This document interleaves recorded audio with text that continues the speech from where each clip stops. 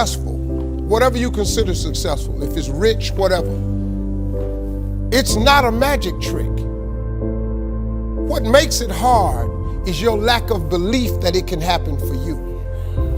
The fact of it is, though, it's very doable. See, but you got to change, though. If you keep doing what you've been doing, you're going to keep getting what you've been getting.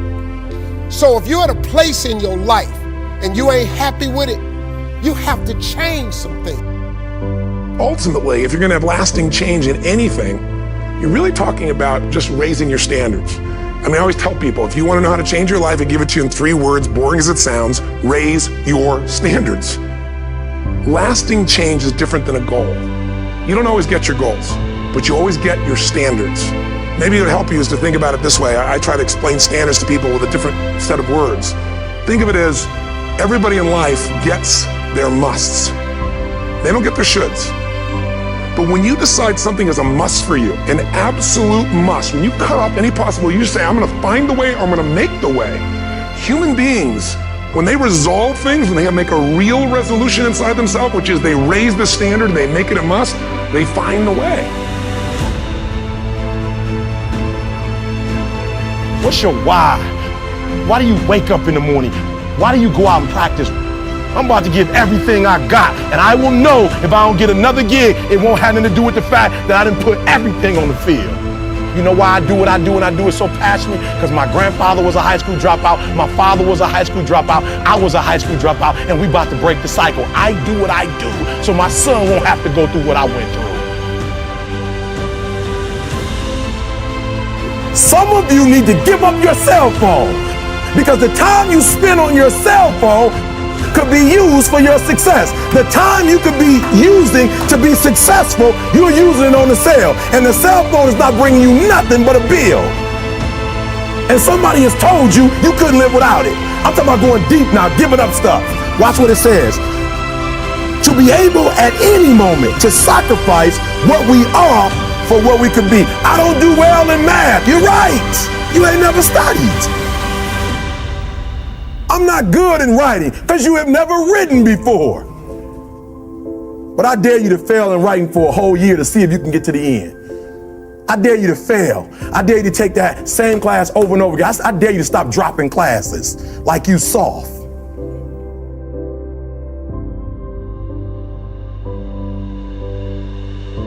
To be anxious is to have anxiety about something that hadn't even happened yet. Some of you are so worried by the threat of trouble. You're not in trouble, it's just that trouble has threatened you. And the threat of what might happen, what could happen, is wearing you down. Half of the things that you thought were going to happen never did happen. But if you allow those thoughts to dwell in your mind, it will succeed at robbing you of your peace, robbing you of your joy, robbing you of your life, just because you thought yourself into a nervous breakdown. You thought yourself into depression. You thought yourself into defeatism. The mind is the battleground. The fight is in your mind. And you gotta throw what you got at it. You can't throw what you wish you had. You can't throw what your neighbor had. You gotta throw what you got at it.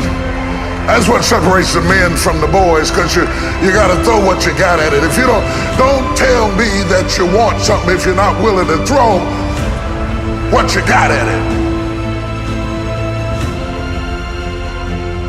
It takes courage to be successful. It is far easier not to be successful. If you don't want to make waves, be mediocre, be normal, and fit in. And if you're more concerned about people than you are God, then neutralize everything He put in you. Just fit in with everybody else. Dress like them, walk like them, act like them, eat like them, go where they go, think like they think, do what they do. And once you've neutralized your uniqueness, you don't need courage.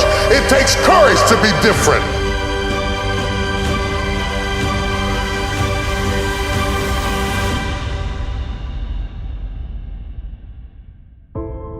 Your gift can be anything. You can't look at it as simply running, jumping, singing, and dancing.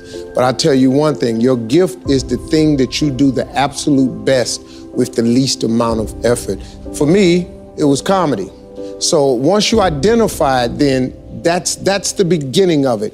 But there's a lot of work to do even after you identify your gift. You know, you can believe you're something all you want, but if you don't work towards it, you're just sitting there, it's gonna be empty. I want them to understand that you are the architect of tomorrow. I based it on the Wright brothers, who had the audacity to believe that they could build something that would take them from the ground to the air. You've never looked at yourself in the mirror and said, you let you down. Until you get to that point, you let you down. Or you're not brave enough. You want to put it on somebody else. The reason why I'm not successful is because of my boss. Have you ever looked at yourself in the mirror and said, I'm not getting up on time. I'm not going to work on time. I'm not putting in 120% when I'm at work. I let me down. You owe you an explanation. You need to look at yourself in the mirror and say, why are you only giving 50%? What's wrong with you? You need to put yourself on punishment. You need to tell you no more TV, no more snacks, no more desserts, no, we working out now. No more alcohol, not right now. No, I can't handle it right now. You need to tell you that you owe you something. See, I'm a seed, I really am, but a seed has to be planted.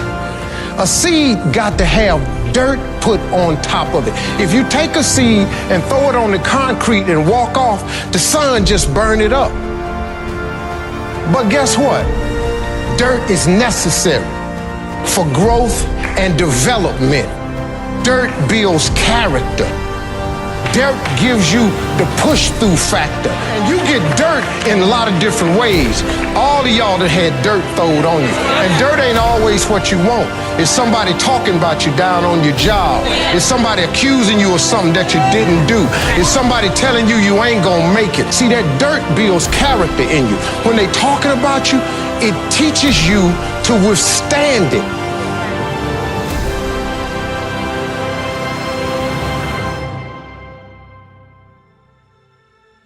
Depending upon how well you want to do, and particularly if you're starting a company, you need to work super hard. So what does super hard mean? Well, when my brother and I were starting our first company, instead of getting an apartment, we just rented a small office and we slept on the couch. And we showered at the YMCA, and we're so hard up we had one computer, so the website was up during the day, and I was coding at night. 7 days a week, all the time. Work hard, like, every waking hour. That's the thing I would say, particularly if you're starting a company.